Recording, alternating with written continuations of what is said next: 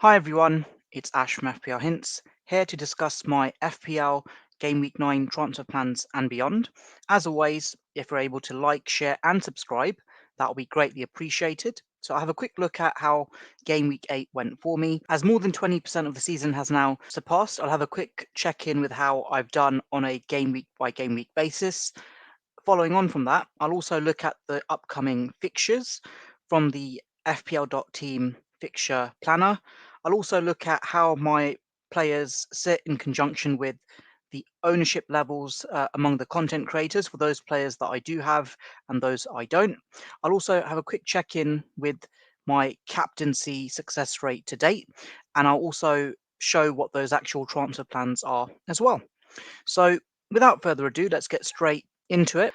I'm sitting on 38 points, which doesn't factor in the bonus points that Mohamed Salah will get from the Liverpool against Chelsea game. So on the whole, wasn't the best of game weeks across the board. We of course had Saka Gate, we had Son Gate, and well, thankfully from my perspective, I dodged all of that. And of course, captaincy didn't work out, but let's just get straight into it. Ramsdale's been a massive letdown for me. I should have just stuck with the goalkeeping combo that I had, which was Valdemarson and Flecken prior to my wildcard. And as it stands, the easier matches that Ramsdale has had, he's just been massively disappointing to say the least. Had Leicester at home, again conceded a hatful of goals. Fair enough. Arsenal match, didn't expect much. Ipswich at home conceded super late on, which was a bit annoying. And the reason I bought him was so that I have a second playing goalkeeper. Looking at the fixtures ahead, Man City, of course, in game week 9, I'm not going to start him. Everton at home potentially might. Wolves away, maybe. But then you've got Liverpool and Brighton thereafter. I'm actually thinking of selling Ramsdale potentially as well because I've got 2 free transfers. The defense as a whole for me this season has been a massive letdown, and that trend has continued in game week 8. Gabriel, again, Arsenal were unlucky to have got a red card and were playing with 10 men for a fair chunk of that match. And on another day, perhaps he could have got a clean sheet. Konsa didn't even start, didn't get any minutes at all against Fulham, so had to rely on my sub 1. And then Rico Lewis, probably the biggest disappointment of the season so far. We all thought he was a cheat code, but every time I've started him, he's basically not got anything. And we probably spend more of our Saturday mornings wondering whether he starts or not, let alone thinking how many points he's going to get. So, yeah, I know if City have some generous run of games, I'll probably still keep him, but it is getting a bit problematic when City are conceding lots of goals. Onto the midfield and how it performed in game week 8. So Mbumo against United. Gutted he didn't get involved in the goals, but as we know, Brentford have a generous run of upcoming games coming up, which I'll come on to. Mohamed Salah, whose ownership among the elite managers is fairly low because they've all gone for Diaz or Trent or both, and thankfully I stuck by him, and he's got 10 points pre-bonus. I think he'll end up with 12 points in total. Semenyo against Arsenal, the 4 fancy returns against 10 men Arsenal, and Semenyo annoyingly didn't get anything there. So it is what it is. And then Cole Palmer, tough ask against Liverpool. And yeah, in the end with him, I'm going to keep him, not going to sell him anytime soon. But I'd need to factor in if his form does get patchy in the game weeks ahead, if I will retain him. But for the time being, it's all good. But I could potentially shift Palmer out for Jackson in the upcoming game weeks. Onto the forward line, Haaland blank against Fulham and now a blank against Wolves. Very annoying. He's mucked up my captaincy record that I'll come on to. The fixtures for him, if we look at how it was, got Southampton at home, Bournemouth away. So again, a couple more generous games he could potentially score in. Brighton away, Tottenham home, Liverpool. Then it gets a bit more trickier as we come into mid to late November to early December, but that's something that is not going to put us off from selling him. We've got Welbeck, who, if I'm not mistaken, had somewhat of a serious injury in that match against Newcastle United, but as it stands with him, he's got 9 points for me, so I might have to sell him as well. Jamie Vardy got a goal against Southampton, yellow card as well for good measure. Kind of gutted with how he's done with the generous run of games that he's had. I wasn't a million miles off from getting Larson of Wolves, and also Jimenez was in my thinking as well, and Dye of Everton. And this return is probably done enough to stay in my team because the fixtures are still reasonable for Leicester, but one that I'll potentially consider getting rid of once those green block games end. Onto the bench, just annoying Flecken against Manchester United, all those save points and effectively a -3 for me. So if I had Valdemarson, I wouldn't have been benching those points for sure. But Flecken has been a disappointment, to be fair, for pretty much the entirety of the season to date. That's probably been one of his better innings. Still no clean sheets for Brentford. Robinson against Aston Villa, of course, he's not going to keep or get an attacking return every game, and could potentially consider selling Robinson in the game weeks ahead, but the fixtures are still reasonable.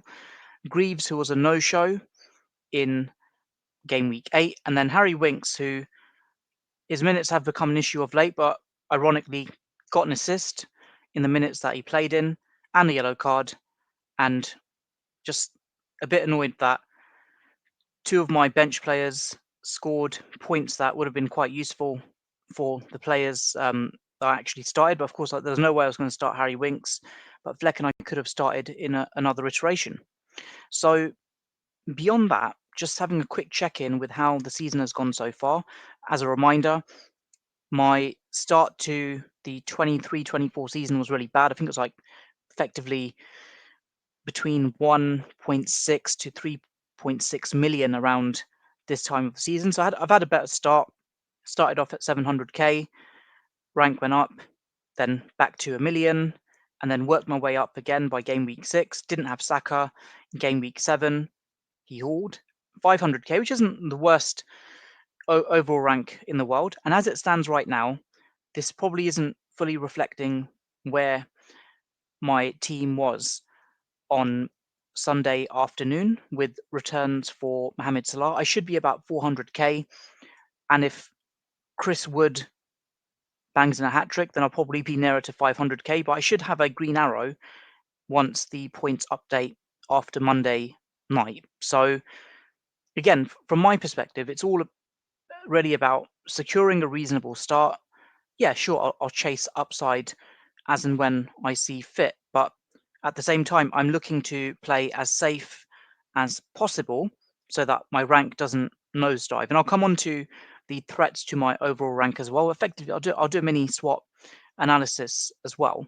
So looking ahead now, this is the FPL.team transfer planner with the fixtures, fixture difficulty ratings. So we can see that with Arsenal, they now enter this period of red block games. With the green block games that they had, they of course faced a significant amount of difficulty in those matches. But Liverpool at home, Newcastle away, Chelsea away is going to be a very tough ask for them. Of course, got Gabriel as my premium defender, might have to make him sub 1 for some of those matches. But then generous run of games for Arsenal from game week 12 into the festive fixture rush. So definitely worth me getting in additional Arsenal assets for that period after the red block games. Aston Villa had a very generous run of games with those who had Rodgers and Watkins must have been absolutely loving it. Fixtures will come somewhat mixed. Of course, Champions League games ahead as well. With Bournemouth, still a couple more red block games for them. And then, to be fair, beyond that, very generous run of games into the festive fixture period. We've already talked about Brentford and their generous run of games that they've got at hand. So no doubt many will double up or even triple up on Brentford players. And Brighton, who have got a couple of tricky matches coming up with Liverpool and Man City. But to be fair, just like Brentford, good run of fixtures into the festive fixture period. Chelsea, it's a bit more mixed, but then it will brighten up from mid to late November onwards into December. Palace, who have not had the best of starts to the season, fixtures are still reasonable, but then for the festive fixture rush, they will turn and get a bit trickier. Everton obviously have a generous run of games that they're in right now, and that will probably carry on up until early December. Fulham, again, I was questioning whether to sell Robinson, but the fixtures aren't the worst in the world. And again, almost parallel to Everton, that when the festive fixture rush kicks in, that they will get a bit trickier. Ipswich, who did have some reasonable fixtures, will have some mixed fixtures on the horizon. And then Leicester's fixtures will get trickier in the weeks ahead. Liverpool have a very tough ask with their Champions League commitments, but they've also got Arsenal, Brighton, Villa, Man City, Newcastle, and Tottenham between now and December. So that's going to be an issue for me on whether I do retain Mohamed Salah for the long haul. So I might actually look for value elsewhere, but also hard for me to do so when he's effectively picked up a double-digit haul for me in game week 8. But that's definitely food for thought. Man City still got some reasonable games. Just a bit annoying that Haaland has blanked in both, but the fixtures do get trickier for Man City, and I would probably consider selling Rico Lewis after the Bournemouth match. United haven't really been at the races and probably would avoid United players, but the fixtures are going to potentially turn for them after that Chelsea match. Newcastle, who have gradually dipped with their form, have a couple of trickier fixtures at hand. Probably won't look at any Newcastle assets for the time being. Forest, who've had that generous run from the start of the season, have got a good few healthy games still coming up, but then they're going to hit that red block period from a few weeks' time. And then Southampton have got a very difficult set of red fixtures around the corner. Spurs fixtures have turned, and Crystal Palace, Villa, Ipswich, Fulham, Bournemouth, Southampton, and Forest between now and early December. So definitely worth me considering their assets, especially with the way they've played of late, or in the most recent match especially. West Ham got a green block run of games coming up, and Wolves also, their fixtures have finally turned as well, and there's a lot of players that are worth considering from their side as well. So just couple other points. So in terms of the opportunities and threats to my overall rank, so Rodgers is going to hemorrhage it if he's going to carry on picking up points when pretty much all of the content creators own him, or a significant chunk of them anyway. So I've got to really factor him into my thinking. Solanke, who right now isn't owned by a huge amount of, well, 45 actually is a fair chunk of content creators. Well, that's 45 out of, I think, 65 or 70 content creators. So again, it's a microcosm of how the other elite managers play. So I do need to get some attacking Spurs cover. Alexander Arnold, a fair chunk own him, but I'll tell you what, a lot don't own Mohamed Salah. I've got David Raya, but I've got Gabriel as my Arsenal cover. And of course, Arsenal have those tricky games coming up. Pedro Porro is another one who is probably flying under the radar, and I might potentially consider him. Got Calvert-Lewin with those green block games, but his form has seemed to have dipped of late as well. And you've got Havertz for alternative attacking cover if I can't reach to Saka. And then Foden, who didn't start against Wolves, but did get an assist. Another one who could offer upside as well. And then you got Dibbling, potential option to replace Winks, but kind of feels like a sideway move. So I think Watkins offers a lot of value still in terms of the ownership minority compared to many of the other players in his price bracket. And then Johnson, very unlucky not to get any returns in the match in game week 8 against West Ham, but only 10 out of 60, 70 own him. So a lot of upside there as well. And just a quick look at captaincy as well. I was literally flying with captaincy up until game week 6, and it just all went wrong with Haaland against Fulham and with Wolves. So I think in some ways, with the next match, I probably will still captain Haaland against Southampton. But then beyond that, I think there might be a bit more flexibility, especially with his form not being as great as it was at the start of the season. So that's something that I need to consider as well. So that's covered. Just wanted to do that mini review and also to see how my team had done to date. But you want to see what my transfer plans are, and here goes. So I've just already deselected some of the players that I'm potentially looking to replace. So Ramsdale, I could easily shift him out for a Valdemarson to unlock funds, and of course I've got I've got 0.3 million in the bank at the moment. Of course, it's saying 19 there because I've already removed some players. Greaves, potential player I could remove. Got Winks and Welbeck. Now the problem that I have here is that with the players that I've selected, they're very low ownership, low value players. So won't be able to unlock a lot of funds for them. Am I going to sell Palmer? Nope. Mohamed Salah, I could, but not just yet. Got Vardy against Forest, of course not. Mbumo, Semenyo, I won't. Gabriel fixtures are going to get tricky, but I really do need Arsenal cover. And the reason I need Arsenal cover, which I'll show you right here, is just due on percentages, really. That even though they've got those red block games, and I'm trying to play it fairly safe as well, you've got David Raya, 32% owned. Saliba, ouch, for almost 30% owned him. Of course, he'll be missing in action now for many. He'll be forced into making that transfer. And you've got Gabriel. So a lot of FPL managers have got Arsenal cover. So even if they somehow keep clean sheets in these red block games, it will mess up my overall rank. So yeah, I will keep him for the 3 games ahead. So I want to look at the trending players now as well as part of my transfer plans for game week 9. So just bringing it up here. So Martinez is surprisingly proving to be a popular pick among goalkeepers. Again, with him, what was noticeable, got 8 points and then 9 points, 17 points in his last 2 games. But I think 5 million, I don't really see the value there. Got Gvardiol, £6 million. He's the one that we've all missed out on and got Rico Lewis instead. And can Rico Lewis cover for Gvardiol? Well, right now he certainly can't. Got Keane, who I actually was going to get on my wild card, but then I was put off by the fact that he could be a rotation risk, and of course he didn't play in game week 6, who is now starting matches, 19 points in his last 2 games for those green block games, 1 to unlock funds with potentially. Canate, no interest in getting him, but Pedro Porro, 5.5 million. He looked very lively, shall we say, in that match against West Ham.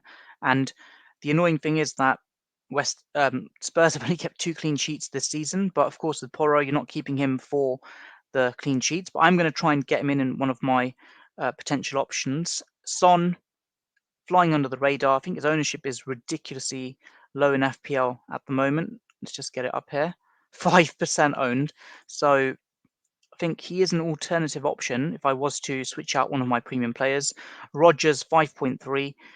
Really good 5th midfield sub 1 option, although wouldn't want to really bench him when he's scoring. Got McNeil, but Johnson, 6.6 million. Another player worth considering if I can't get Son. And then on just further down, got Kulusevski and Maddison from Spurs. A lot of attacking players from their team, but the issue is who is the best player for X-Mins. And you got Raul, again, one who I did consider on my wild card. And if I had done that, I would have been in a better place, but it is what it is. Welbeck, who's bailed me out a fair bit, but the injury didn't really look good. 17 points in his last 2 games. I think that's a good way to exit from him. And you got Wood and Watkins were trending. And then just wanted to see the Wolves play. You got Cunha, 6.5 million. Got Jackson, Wissar. Just surprised. Where's Larson? Is he not even one of the Strand Larson? There he is. 5.5 million. Not bought by many players. And just check his ownership. 1%. So he's an uber differential. So look at that, scored in his last 2 matches. And in terms of X-Mins, okay, he is getting subbed off at times, but definitely one that is worth considering. And yeah, so let's try and see what I could potentially do here. So got Dom Solanke as well, 7.7 million.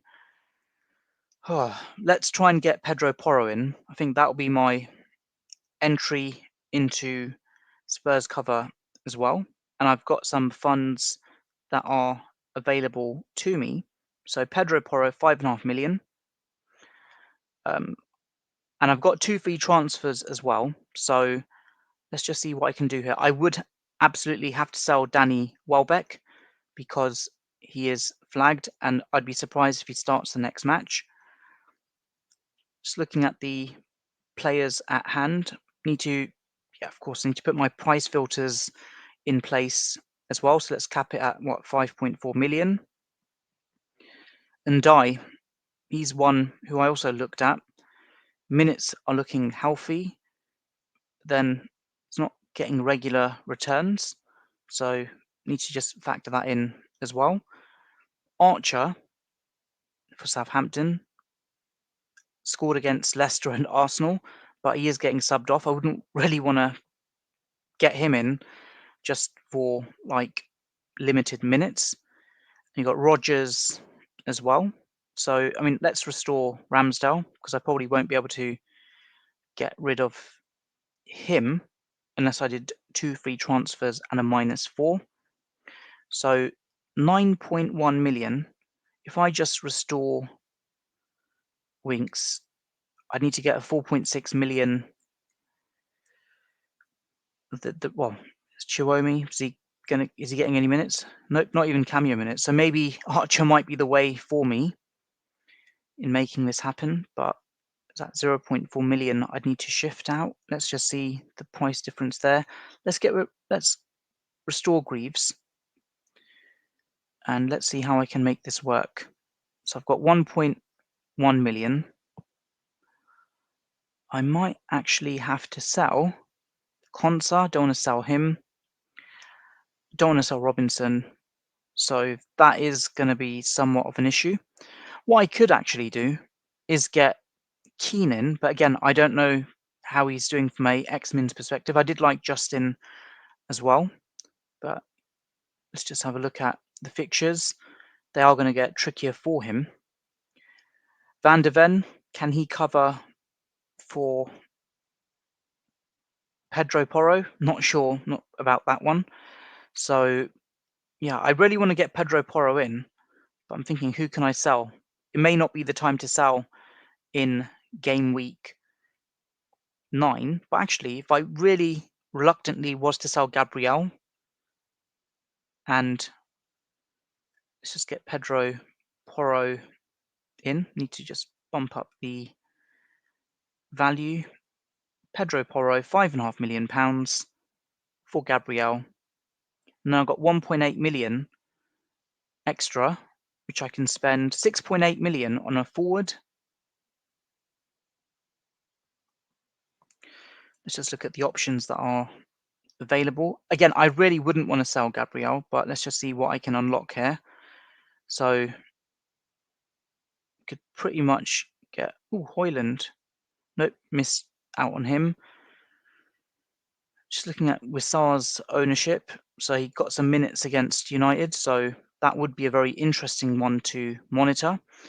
Chris Wood, if he scores a hat-trick on Monday night, I might actually have to get him, but the fixtures, to be fair, aren't too bad from game week 9 onwards.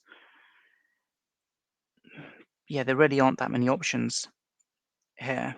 But what I could do, I know Solanke's form hasn't been the best, but I could potentially, let's just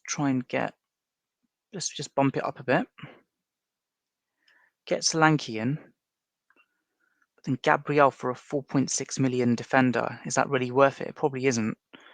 But I could get Van de Ven if I really did that. Just transfer to get it to defenders. So there we go. 2 free transfers, Van der Ven and Solanke in for an injured Danny Welbeck and Gabriel. No need to take a -4. A lot of opportunity there with Spurs' fixtures, but again, I've got no Pedro Porro, I've got no Brennan Johnson, I've got no James Maddison, so that would be somewhat of a concern. Big issue and big flag for me with Dom Solanke in particular is his form. He's blanked in the last 2 games in terms of not scoring any goals, but I think there is a lot of upside with him, especially with those fixtures. Just looking at when are the fixtures going to get trickier. I mean, even like just go all the way down. Like Spurs don't get any back-to-back red block games really for the remainder of the season. So I think there is a lot of opportunity with Dom Solanke. 7.7 million price has gone up from the start of the season. Surely has to score goals in this attacking Spurs team. He only scored 2 goals this season, so a lot of upside there, but it'll be all the more frustrating if he carries on blanking. Just having a quick look at his ownership as well, 13%, so bandwagon waiting to happen. But the one I really could also go for is Ait Nouri of Wolves. We've all seen the kind of position he can potentially play for Wolves. Lack of clean sheets is a massive red flag, but again, just like with Pedro Porro, you're not keeping him for the clean sheets. Let's just restore Welbeck, and let's just try and get the cheapest forward that I could get here at 5.4 million or less. Got Antonio. Not really, yeah, not keen on his X-Mins. I know he's got a haul in him every now and then, but can't really justify it. I mean, let's get Archer in. And Archer would effectively be a sub 1 at the best of times, and then you'd of course start him against Everton, Wolves, then bench him again. So yeah, Archer is a sub 1 player I would consider. And then I've got 2.9 million in the bank. Just trying to work out because of Gabriel. So let's restore Gabriel. I don't want to sell him yet. So 1.1 million to spend. Just thinking, would I be willing to sell Konsa before Bournemouth? Yeah, it wouldn't be the worst thing in the world. So